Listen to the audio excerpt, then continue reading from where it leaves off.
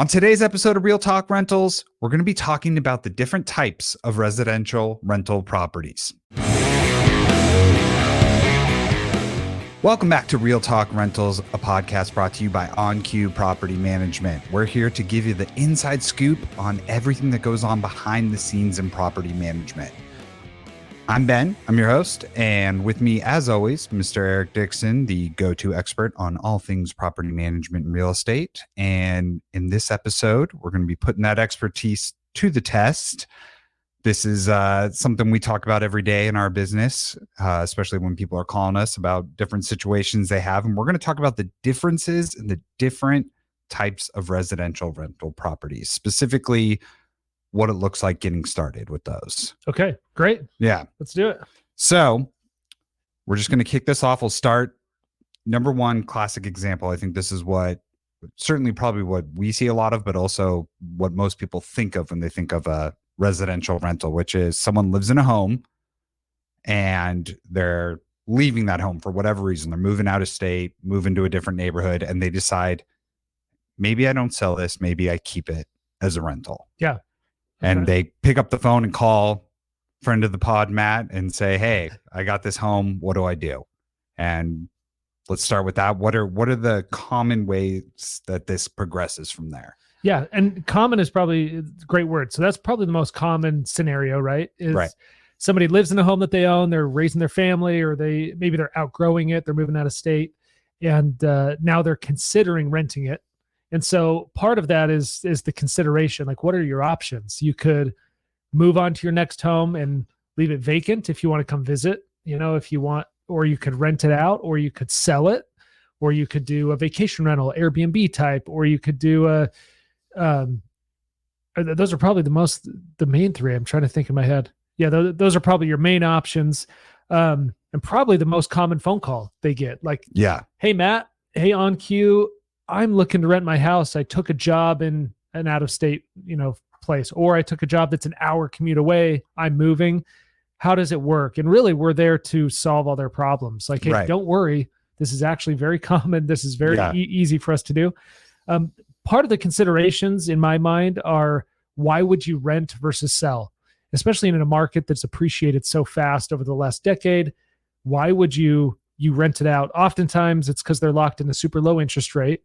Right. So they say, hey, if I sell this asset, my 2.5 to 3.5% interest rate is in the past. Like, that may not happen again, right? So if you have that secured and you're already years into that mortgage, some don't have a choice. They have to rent it because they can't sell. They're upside down. Yeah, they bought it and the market went down or corrected since then. Right. And we're in an interesting time now in 2023. If you rewind 1 year and 2 years, depending on when you bought, you might be upside down. If you bought 6 months ago, you might be upside down today. If you bought a year and a half ago, you're probably in good shape. So sometimes the market dictates whether you're going to rent it or sell it.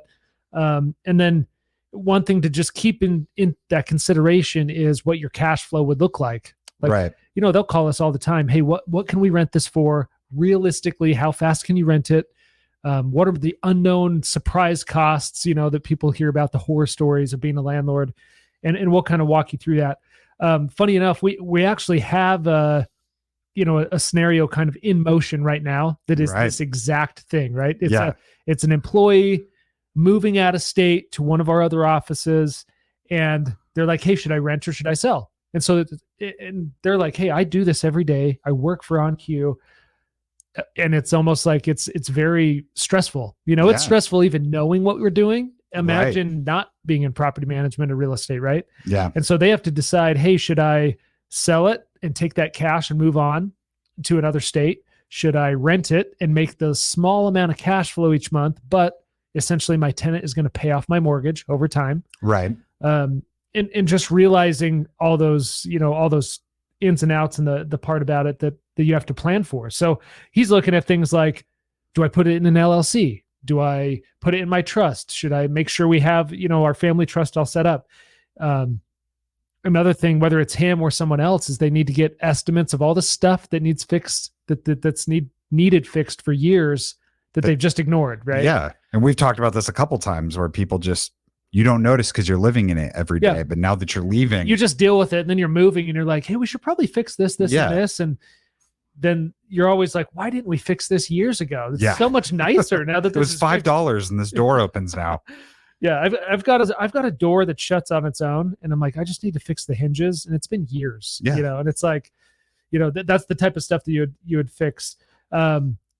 One thing that you would need to do as you're considering these things is get estimates for those items to get your house rent ready, because maybe that will help you determine whether you should sell or rent. It's like, hey, if you've got to put 10 grand of cash into this place to rent it and you don't have it, do you know what? You might be forced to sell. Yeah. Or if you say, hey, do you know what? I'll invest the 10 grand because I'm going to cash flow $500 a month for years and years and years. It could totally be worth it. And then I would just say, as you're considering this, if you are in a home and you're considering an upgrade and renting your current house, or you're moving out of state, or you fit that bill, just understand that one transition is the hardest transition. You're moving, stressful. If you got kids moving school districts, you've got friends you're leaving, family you're leaving, all these things. The next time it rents out, so say you hire us to manage it, it's really stressful this first time.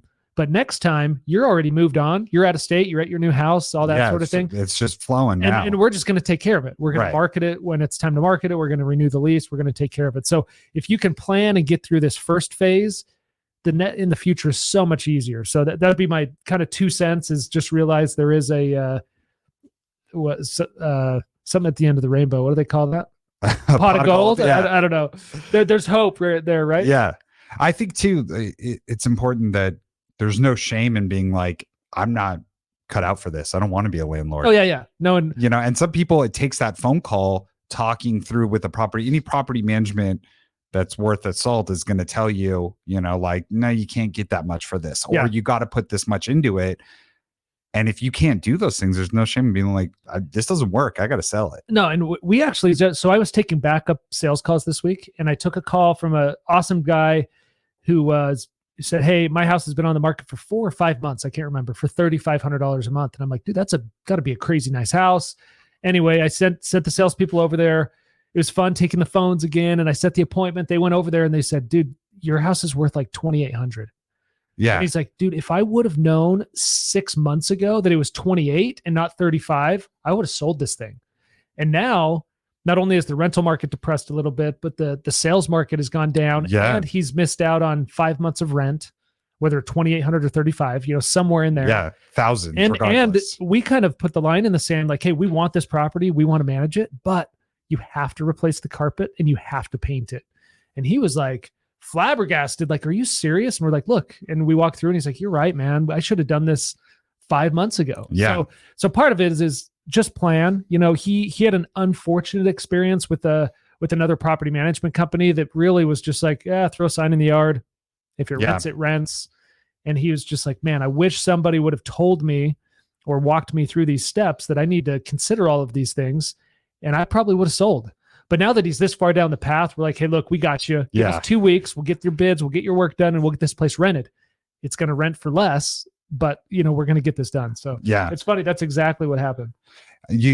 I think too, like most property management companies, I think the bigger ones though, aren't collecting. They're not getting paid if your home is not being rented. So they should be telling you, hey, you got to lower this, or hey, you got to replace that carpet, because they're not collecting. Yep.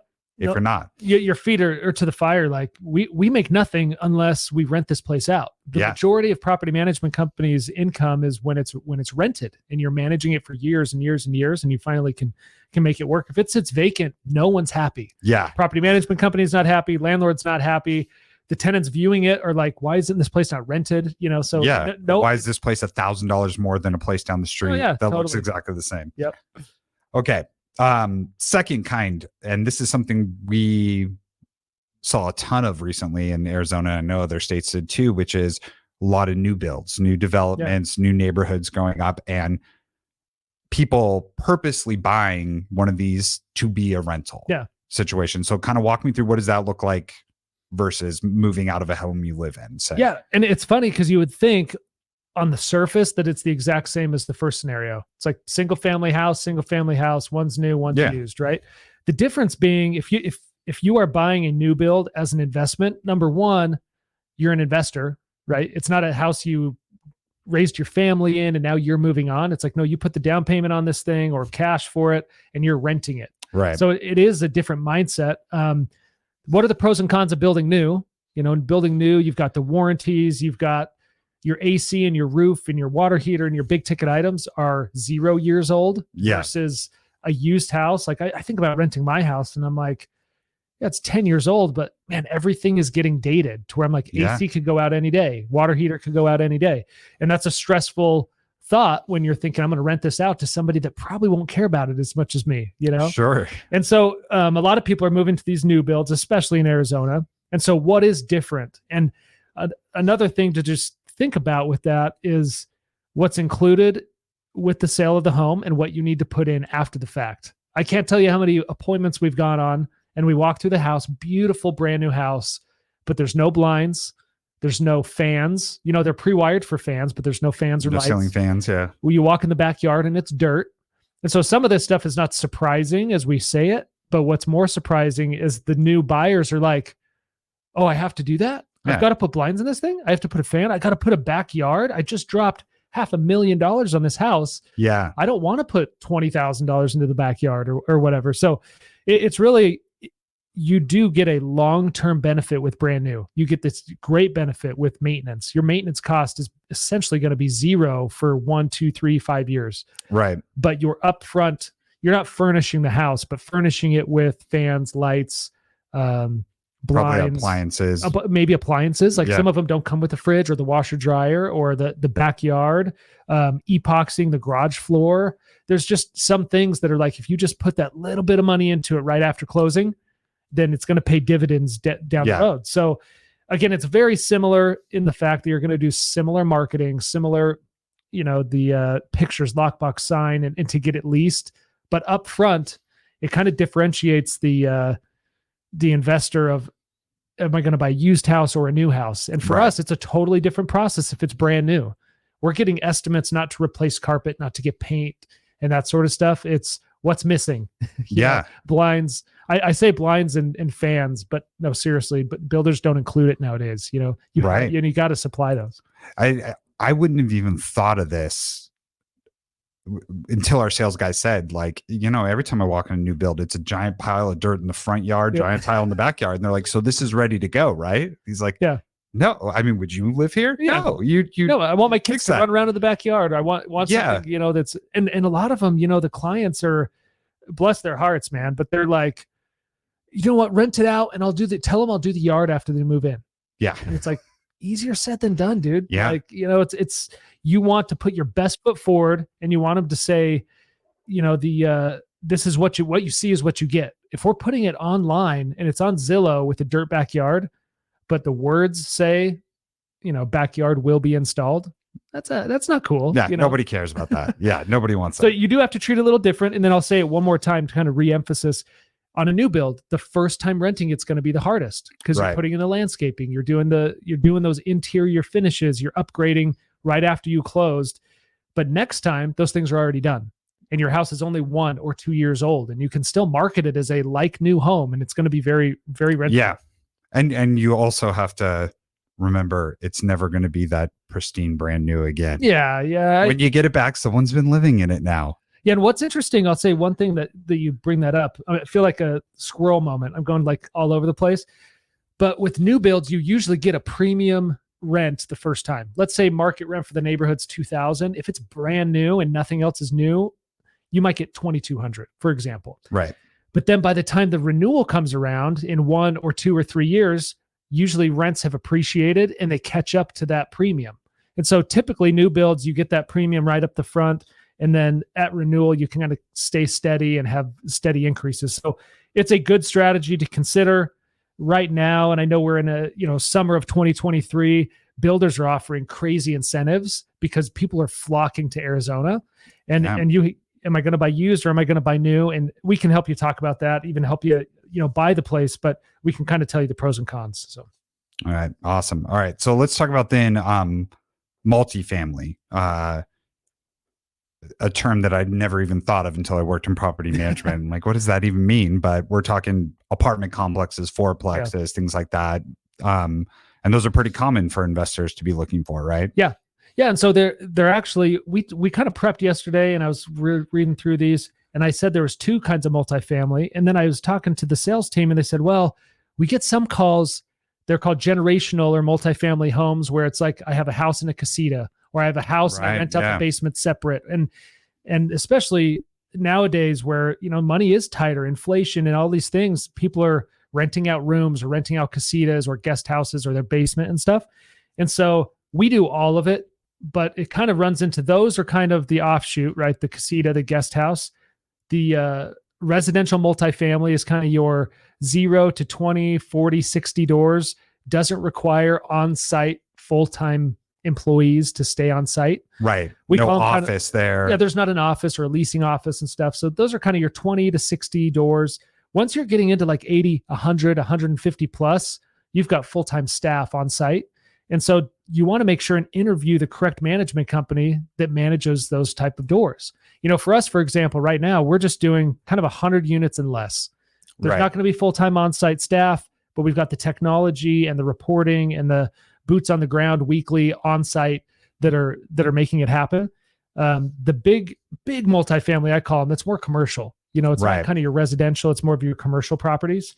And so that's kind of the differentiator. And then just making sure that you select the right manager for it. Very, very tough to self-manage, multifamily stuff. Right. It's very high touch, but as you're considering it, there are a lot of things you have to look out for. So. Okay. So, the other thing I think too with multifamily, you were telling me, is that there's a lot more than with a single family home is reoccurring costs, right? Like you may not have an office on site, but you are expected to keep the grounds, looking good. And as an investor, I think multifamily is kind of sexy. It's like, it's an apartment complex. It's like, dude, that's awesome. But with potential high reward and high returns comes higher risk and higher expenses. Like no matter what, let's just say a 10-plex, 10 units, multifamily complex, the water bill is in your name and the water sewer trash is in your name. You might have a community pool. You're paying for pool service and water. You do have landscaping and pest control. Right. Whereas like a single family home, you might have a pool, but you're not paying for pest control. You're probably not paying for landscaping. You're certainly not having to do annual budgets to make sure like the asphalt gets repaved, or, the signage is lit up at night, and the weird quirks with multifamily. I would say even if you're considering multifamily, you just have to consider all the recurring expenses and a property management company that can handle those vendors and those relationships. And if the pool guy quits, that they've got a backup. And if, and these are people's homes. You can't just be like, oh, they'll live without the pool. They'll live without the landscaping. Just let the cockroaches go, whatever. Yeah. It's like, no, these are people's homes, and you're facilitating 10 people's homes in a small space. So it's just a totally different animal. And you need to really think 6 to 12 months of a takeover period. We kind of call it the transition period. And there's kind of a different ways to manage these. So I don't know if I'm taking this way off topic, but kind of if Ben calls us and says, hey, I have a multifamily, or I'm considering buying one, we have to decide, are we just going to manage this thing as it is? Maybe you have it running great and you just need new. Already have tenants in there. I just need someone to collect the rent and take keep over the maintenance. Like those are a dream. It's like, oh man, it's already running great. This is going to be a cakewalk, right? The other ones are, we take it over, send out notices to everybody. Everybody moves out. We're remodeling this thing, rebranding it, repainting it, all new flooring, cabinets, and we're rehabbing. And then we do a full lease up. And those are a lot of work, but man, you can get top rents, and we can do a good job with those. And then the other is kind of a hybrid. It's like, hey, I can't afford to kind of gut the place and do it all at once, but we'll do it kind of in pockets. Like we'll do these two this quarter, we'll do these two next quarter. Right. Maybe next year we'll get to the back ones and do the laundry facility, and we kind of just get a plan. But the whole point is you've got to figure out, what are we going to do for the first 3, 6, 12, 24 months to restabilize these things? Yeah. And you really don't have those conversations when you hire us to manage a single family home. No, we're not like, what's your 24-month plan? What's your 24-month plan? Are we gonna put a pool in? Yeah, exactly. It's kind of more status quo. But multifamily, we do it. We love it. I feel like we're kind of the new up and coming tech savvy multifamily managers. Whereas you think of a multifamily manager and it's kind of like that old grandma with a chain. It's just, I don't know, you just, the stigma of, oh, this apartment complex, and it's like, no, it can be awesome. Like it can be run really smooth and tech savvy and attract amazing tenants. Okay. So I'm getting messages on something here. Somebody texting you, dude? Mid pod? No, you're good. Nobody ever chatted me before. Ben's pretty popular. Apparently. Okay. Maybe that'll stop it. Last situation, train of thought back. This is something that I think it's not an ideal situation, but it happens. We hear about it happening. Everybody knows somebody that this happened to, where your parents or your grandparents, somebody passes away and they leave you their home. Oh yeah. And then, they decide maybe they don't want to sell it. Maybe it's like, all right, well, let's keep, I don't live, in California where my parents' home is. So I'm going to put it up as a rental instead of selling it. What does that look like? Is it the same as if you were moving out, or what do you have to do? Yeah. I mean, it's really just, again, and it's kind of talking to us about, hey, this is what's going on. I just inherited this property. Sometimes we call them accidental landlords. Right. And not that, somebody passing away was an accident, but it's kind of like, hey, this kind of fell into my lap. What do I do now? I need some help. I need some guidance. Some of those we walk them through to a certain point, and then they've got a fork in the road.